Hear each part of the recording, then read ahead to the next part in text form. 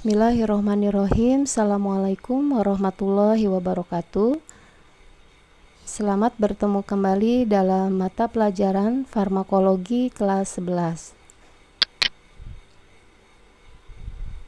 Pada kesempatan kali ini kita akan membahas obat gangguan sistem saraf pusat bagian yang ketiga.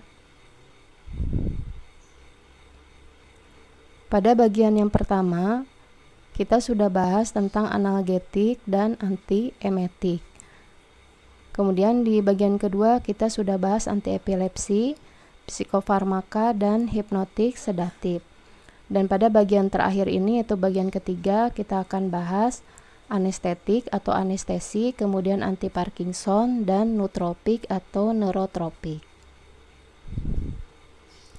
Oke, yang pertama kita akan bahas dulu yaitu anestetik. Nah, anestetik atau anestesi ini terbagi menjadi dua bagian, yaitu anestetik umum atau bius total dan anestetik lokal. Yang pertama kita akan bahas dulu adalah anestetik umum. Nah, istilah anestetik atau anestesi ini pertama kali dikemukakan oleh Oliver Wendell Holmes, yaitu sekitar tahun 1800-an, yang artinya anestetik itu adalah tidak ada rasa sakit. Nah, yang disebut dengan anestetik umum itu adalah obat-obatan yang dapat menimbulkan efek anestesi atau narkosa. Nah, di dalam bahasa Yunani, anestesi ini berasal dari kata an dan aistesis. An artinya tanpa dan aistesis itu perasaan. Nah, jadi anestesi itu adalah suatu keadaan depresi umum dari berbagai pusat di susunan saraf pusat yang bersifat reversible, ya, artinya bisa kembali lagi, di mana seluruh perasaan dan kesadaran itu ditiadakan sehingga mirip dengan keadaan pingsan. Kita lihat sejarah dari anestesi. Nah, pertama pada awalnya orang-orang Mesir dan Cina ini menggunakan ganja, ya, atau cannabis indica untuk menghilangkan rasa sakit. Kemudian juga digunakan cara-cara seperti menggunakan kantong es untuk membungkus anggota badan yang nyeri atau sakit. Baru pada tahun 1776 ini ditemukan anestetik yang pertama, yaitu N2O, yaitu dinatrium monoksida. Dan pada abad ke-19 ini ditemukan diethil ether, yaitu anestetik inhalasi. Kemudian juga James Simpson ini menemukan kloroform. Hingga hari ini terus dilakukan pengembangan untuk ditemukan anestetik-anestetik yang relatif lebih aman.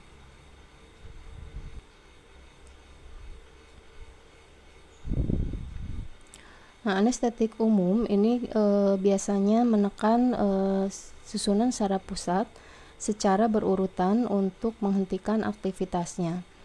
Dan istilah ini dikenal dengan taraf narkosa. Nah, taraf narkosa ini ada 4 tahap, ya. Yang pertama yaitu tahap analgesia, di mana pada tahap ini terjadi seperti kesadaran mulai berkurang, kemudian rasa nyeri juga hilang, dan terjadi euforia atau rasa nyaman disertai impian-impian yang mirip dengan halusinasi.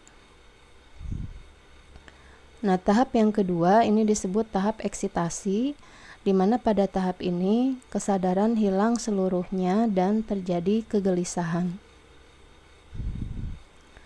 Kemudian pada tahap yang ketiga atau tahap anestesia, yaitu terjadi refleks mata hilang, kemudian nafas otomatis dan teratur seperti tidur, dan otot-otot menjadi lemas. Dan tahap terakhir atau tahap 4 yaitu pelumpuhan sumsum tulang, di mana pada tahap ini kerja jantung dan pernapasan itu terhenti.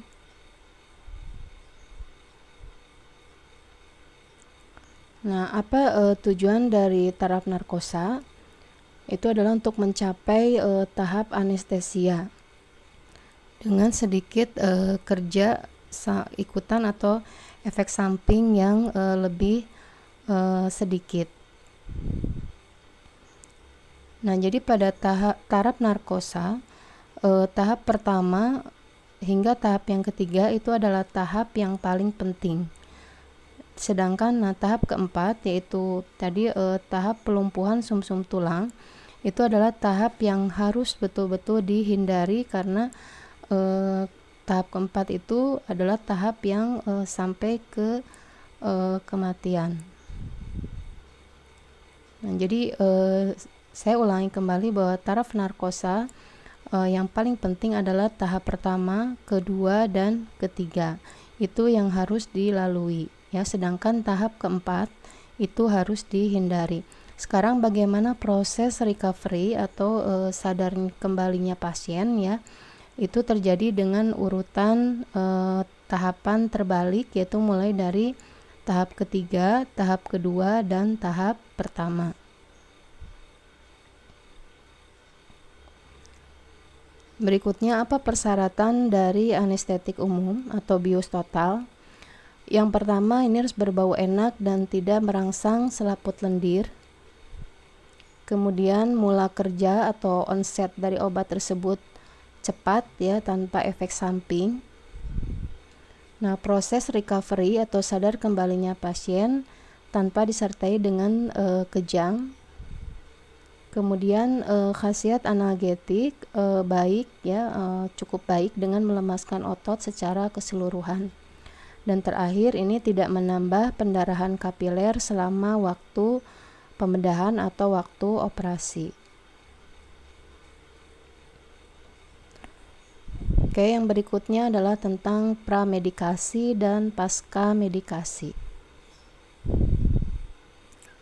Nah, pramedikasi atau sebelum narkosa ini biasanya diberikan obat-obat sedatif seperti klorpromazin, morfin, atau petidin. Ini fungsinya adalah untuk meniadakan kegelisahan. Selain obat-obat sedatif, juga diberikan obat-obat parasimpatolitik, contohnya seperti atropin. Nah, atropin ini fungsinya untuk menekan sekresi ludah atau air liur yang berlebihan. Kemudian pada saat narkosa atau selama narkosa atau selama anestesi, ini diberikan obat relaksasi otot, yaitu tubokurarin galamin. Dan setelah narkosa atau pasca medikasi, ini biasanya diberikan analgetik, contohnya seperti metampiron atau antalgin, kemudian sedatif, contohnya seperti Lumina atau fenobarbital, dan antiemetik, contohnya seperti klorpromazin untuk mengurangi atau menghilangkan mual atau muntah.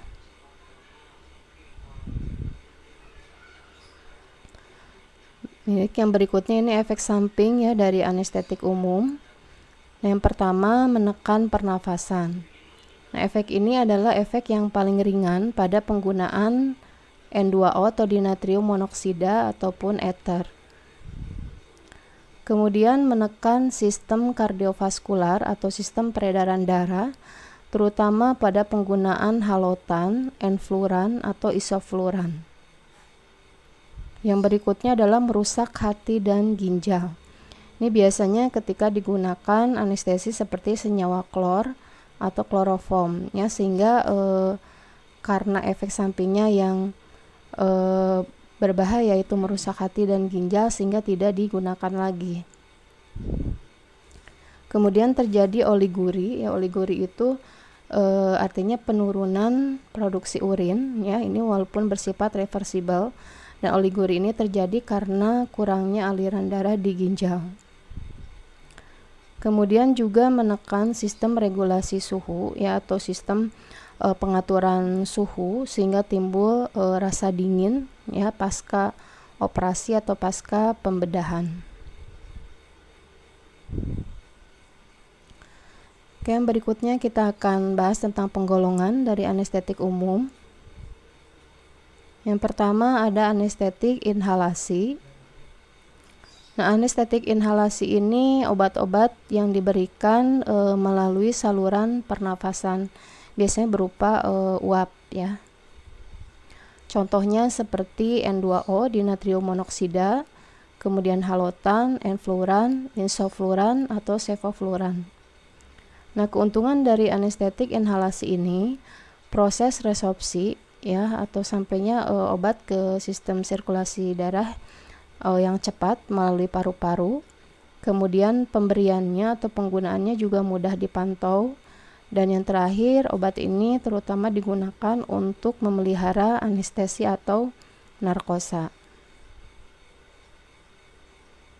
Penggolongan yang berikutnya adalah anestetik intravena.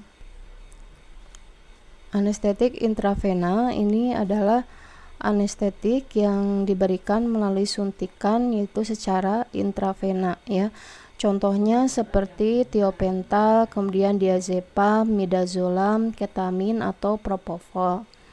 Nah, obat-obat ini selain diberikan secara intravena, sebetulnya bisa juga diberikan dalam sediaan suppositoria, yaitu secara rektal, tetapi kekurangannya proses resorpsinya ini kurang teratur.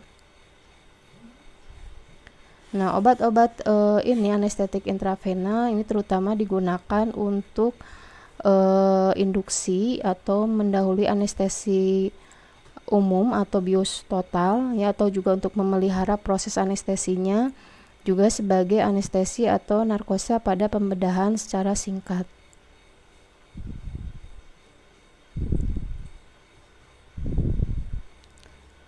Nah, untuk senyawa-senyawa seperti ether ya, kemudian kloroform, kemudian trikloroetilen atau siklopropan ini sudah tidak kita gunakan lagi karena memang efek sampingnya yang cukup berbahaya, yaitu bisa membahayakan hati dan ginjal.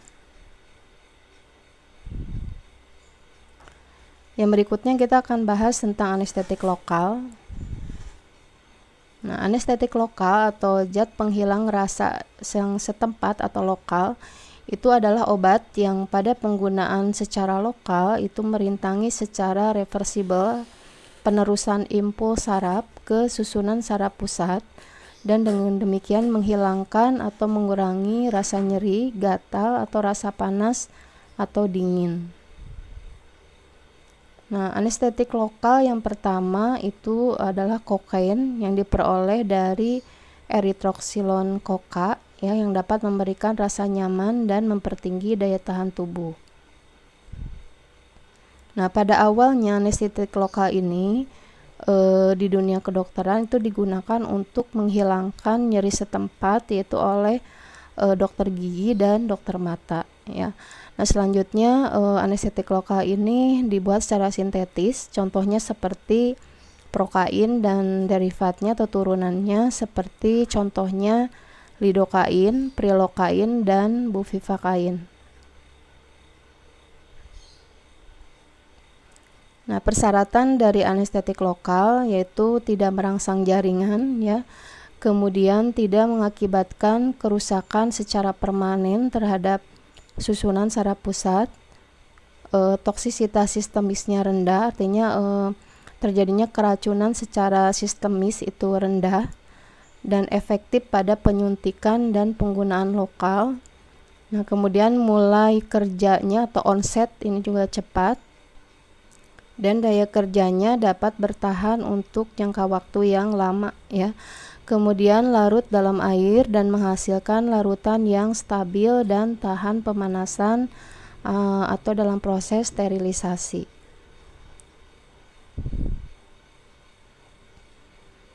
Nah, efek samping dari anestetik lokal yaitu terjadinya kardiodepresif, yaitu fungsi jantung, menekan fungsi jantung, yaitu dengan jalan menghambat proses pernapasan dan sirkulasi darah ya.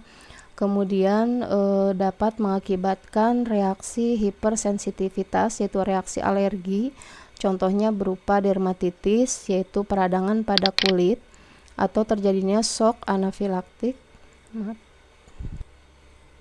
yang dapat menyebabkan kematian. Selanjutnya ini penggolongan dari anestetik lokal. Ada senyawa ester, contohnya seperti kokain, prokain, benjokain, tetrakain, dan oksibuprokain. Kemudian senyawa amida, contohnya lidokain, prilokain, mefivakain, dan bupivakain. Dan lain-lain, ini contohnya seperti etil klorida, fenol, kemudian benzyl alkohol. Oke, baik, tadi sudah kita bahas tentang anestetik. Sekarang kita akan bahas yang kedua, yaitu anti-Parkinson. Anti-Parkinson adalah obat yang digunakan untuk mengurangi kelainan atau keluhan penyakit Parkinson. Nah, penyakit Parkinson, istilah Parkinson ini adalah berasal dari nama seorang dokter dari Inggris yang bernama James Parkinson, yaitu tahun 1800-an. Dia yang menemukan penyakit Parkinson sehingga dinamakan sesuai dengan namanya, ya. Nah, penyakit Parkinson ini disebut juga penyakit gemetar atau palsi, ya.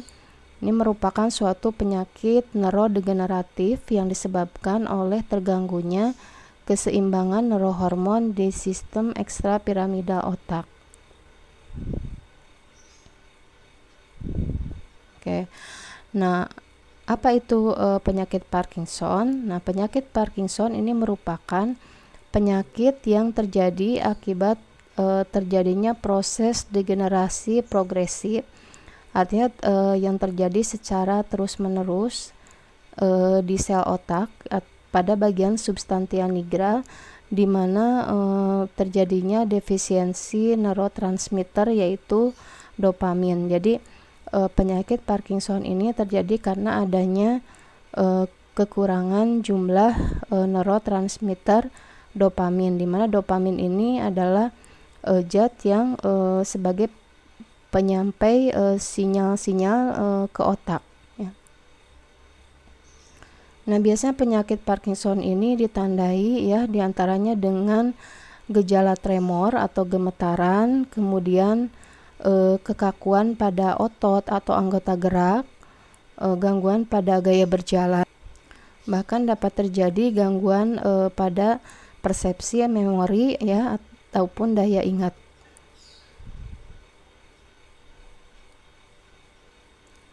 Nah, berikut gejala-gejalanya, ya, lebih jelas dari Parkinson, yaitu terjadinya kekakuan anggota gerak, ya, atau istilahnya itu rigor atau hipertonia. Kemudian mobilitas hilang atau berkurang secara abnormal, ya. Ini bradykinesia. Terjadinya gangguan keseimbangan tubuh dan tremor atau gemetaran, ya. Nah, ini gambaran lebih jelasnya tentang gejala-gejala pada penyakit Parkinson. Di sini kita bisa lihat tremor, ya, atau gemetaran ini bisa terjadi pada bagian wajah, ya, kemudian pada bagian kaki, pada bagian tangan, ya.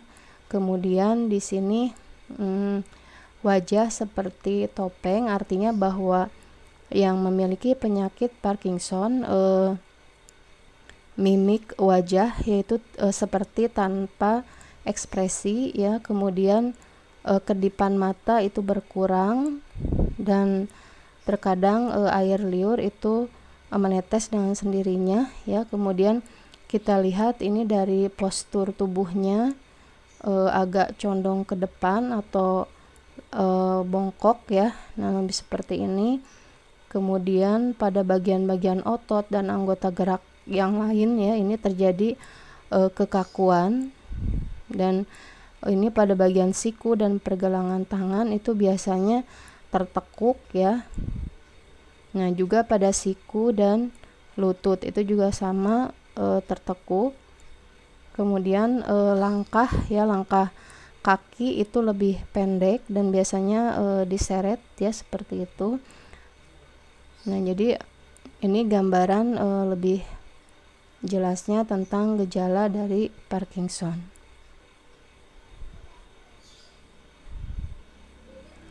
sekarang kita lihat penggolongan dari anti Parkinson. Yang pertama ada agonis dopamin ya, atau biasa kita sebut dopaminergic.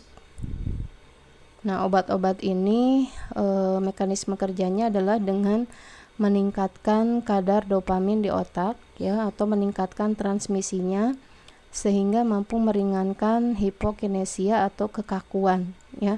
Nah, tapi agonis dopamin ini jarang meringankan gejala tremor atau gemetaran.